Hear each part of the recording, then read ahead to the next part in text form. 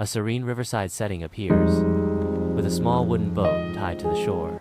Nearby, a farmer stands beside a fox, a goose, and a bag of grain. Welcome to the classic river crossing puzzle.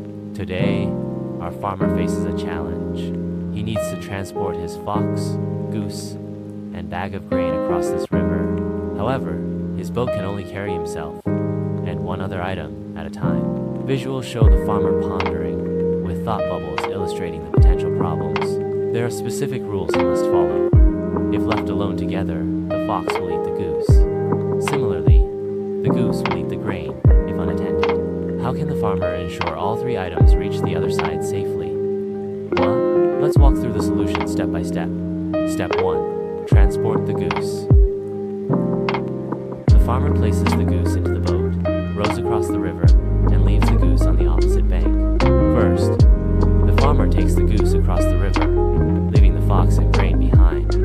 Step 2. Return alone. The farmer rows back alone to the original side. He then returns alone to the original side. Step 3. Transport the fox. The farmer takes the fox across the river. Next, he takes the fox across the river. Step 4. Return with the goose. After leaving the fox on the opposite bank, the farmer takes the goose back into the boat and returns to the original side. He leaves the fox on the far side and brings the goose back to the original side.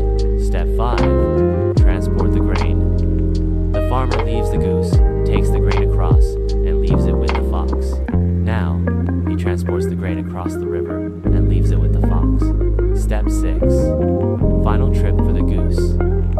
The farmer returns alone to the original side one last time to fetch the goose.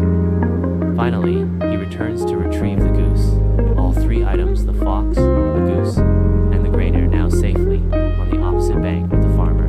Through careful planning, the farmer successfully transported all his possessions across the river without any harm. The farmer happily